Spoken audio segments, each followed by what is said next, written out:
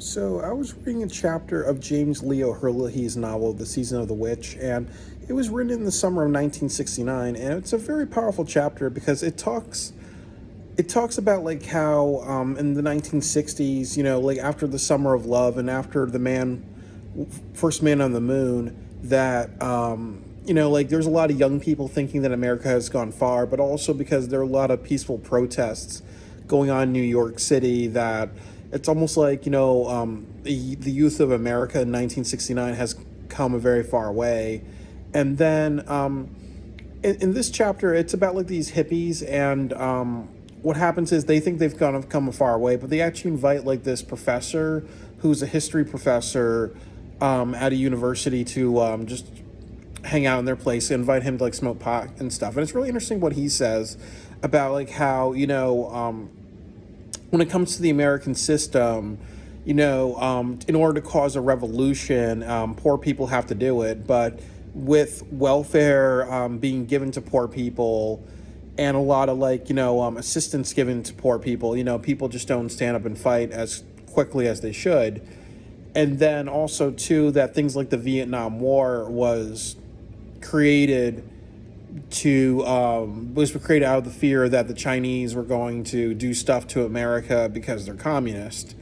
But he was saying like how if America did the right thing and just the president said this war was started because of fear of the Chinese and them being communists, and they all came back to America, they would impeach the president and all that stuff. So it talks a lot about like how, and that's kind of been like the thing that we've seen in American history.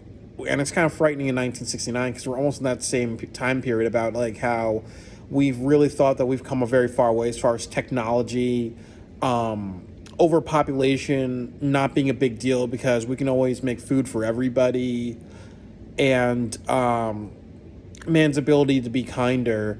And yes, like there's a huge difference between like 2020 and 1969 when this book was written. When this book was written in 1969, there's a huge difference between what happened during World War II, World War One, and before then. So I always would say too that and that's very true about being alive, is that we've definitely we definitely have climbed a mountain, but there's always a bigger mountain for humanity to climb. And ultimately too that there's always like the same, I think, as a wise person once told me, that it's that old expression of different players, it's the same game but different players. And that's very true. So sometimes when a society thinks that we've come a very long way, we tend to forget and we tend to celebrate a little too early when there's lots of other problems. And sometimes I think I also like another thing that was said in the chapter, like about like how in America,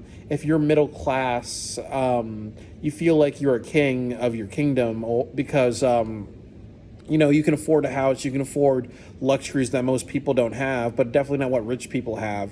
So it's very easy to be comfortable with that, and it's very easy to raise your children and almost teach them to be a little spoiled, entitled, and not really get into really deep issues. And it talks about like how poor people are the ones who cause revolutions, but sometimes what happens with poor people is that they feel so disvalued, or they also get so much assistance from the government. It's almost like they just don't feel a need to fight back. And then there's just like rich people who they control everything, and their wealth and their greed is going to help them out for a long time, but not completely. Like we know this from the Russian Revolution. You can't hide behind your wealth forever.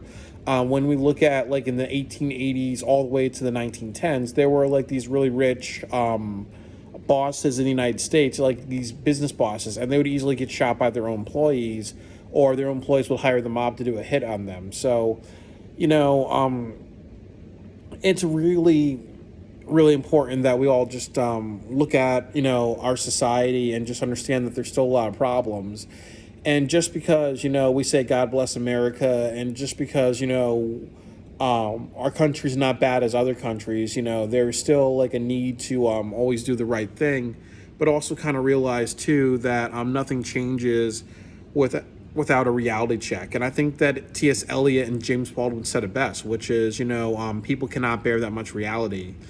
And the ultimate way to hide from reality is to find complacency. Find complacency in being middle class. Find complacency in being poor and having some spats of luck. Or also too, if you had your self esteem pissed on because of your social economic class or your racial class, you kind of almost like suffice to that, and that could mean hating other races. That could mean hating yourself. So I think that it's a really good chapter, and it's very enlightening, but it's also kind of a reminder too that there are a lot of people through history in the past. There's a lot of generations that thought they had everything solved and the future is going to be great, but then it's almost the same repetition. It reminds me of that line in The Wasteland. I see I see a circle of people walking around in a ring. I see a crowd of people walking around in a ring, and that's a reference, and that's an illusion and an allegory to how life is almost like walking around the circles of the inferno, the circles of hell, because it's almost like the same thing. As I said, like it's the same system but a different player. So I hope that what I said is kind of really enlightening, but I also think it's very vivid how in that chapter there's a lot of issues that in 1969 they thought they were over, and people were kind of ignorant of that. And you look at 2010, 2020, and like how we've kind of almost repeated ourselves. Like, yes, it's good that George Floyd and other situations like that have caused people to kind of be more outspoken about problems in the United States, but that's not enough enthalpy to change all the problems here. The $1,200 stimulus check, yes, that's a great thing that people are getting paid, but that doesn't solve all the problems in America. People were happy with Donald Trump. There were some people happy with Donald Trump and how he stimulated the economy. And then there are people versus like 2008, there is definitely more opportunities for jobs a couple of years ago. I know that that's not completely valid, but that's partially valid.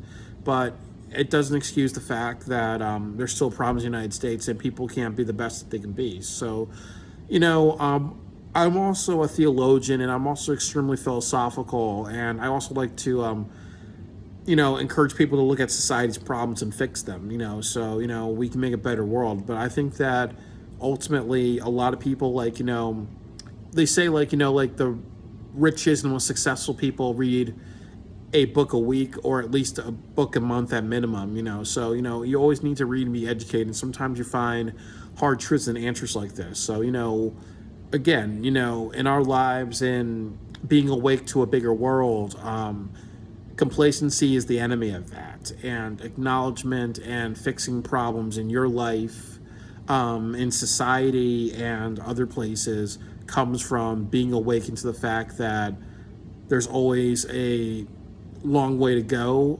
There's destruction to people who try to cause changes, and there's a lot of hard truths in this world that we all society have to face, and we have to be brave about facing.